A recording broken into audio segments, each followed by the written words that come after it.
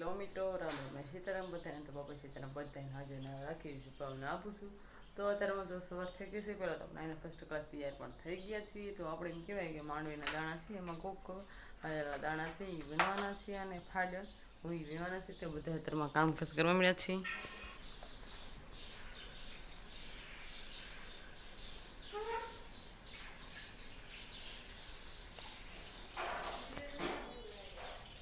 તો હવે એમ કહેવાય કે હવે આપણે પણ દાણા જોવાના છે. તો જલ્દી એની મગફળી હતી તો આપણે એને ફોલાઈ નાખી છે. અને જો આ દાણા છે એટલે એમ કહેવાય કે આપણે વાવવાના છે. તો આમાં કંઈક જવા સાલ વહી ગયું એ વીણવાના છે. અને કોક કાંઈ ફાડ્યું હોય એ વીણવાની છે.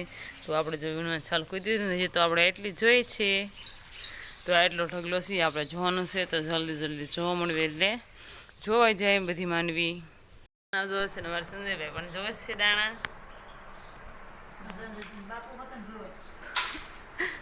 બેને નીર નાખી દીધી છે. રોનને જો ખાય છે બધા ના એટલા દાણા જોઈએ છે. તો એ આમ કહેવાય કે આટલા રહ્યા છે બાકી તો આ બધા જલ્દી જોવે છે એટલે જોવાઈ જાય. સંજયભાઈ બહુ જોવે દાણા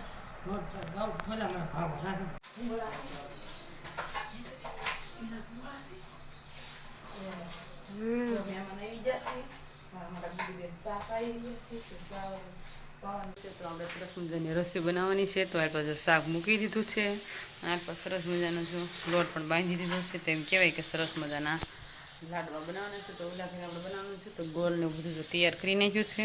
હમણાં સરસ મજાનું શાક કરી દે પછી આપણે લાડવા બનાવવા જવાનું છે. તો લાડવા પણ બનાવી નાખશું. એમ કહેવાય રસોઈ બની ગઈ છે. તો રસોઈમાં જો સરસ મજાના લાડવા બનાવ્યા છે સૂર્યમાના. અને આ પાછું સરસ મજાનો સંભારો છે. બટેટાનું શાક છે. અને આપણે સરસ મજાની ઘઉંની રોટલી પણ બનીને આવ્યા છીએ. તો એમ કહેવાય કે ખાલી થાળીમાં તૈયાર કરવાનું છે. એટલે થાળીમાં તૈયાર કરી એટલે એમાં જીજુની મારા બેનને એવા જીજુ આવ્યા છે. તો એ રોકાવાના છે. તો આપણે સરસ મજાની રસોઈ પણ બની ગઈ છે. તો ખાલી આપણે થાળીમાં તૈયાર કરીને પછી હમણાં જમવાનું પણ આપી દઈશું. જો જમવા બેસી ગયા છીએ અને સરસ મજાનું જમવાનું બનાવ્યું છે. આ બેન આવ્યા છે અને એના બેન જો જમે છે. તો હવે આપણે પણ જમવાનું છે. તો જમી લેવું. તો બધા હાલો લાડવા ખાવા. તો આજનો બ્લોગ આપણે અહીંયા પૂરો કરીશું. કોમેન્ટમાં કેવો લાગે પસંદ આવે તો લાઈક કરજો, શેર કરજો અને ચેનલ પર સબસ્ક્રાઈબ કરી નાખજો. ફ્રીમાં બાય બાય.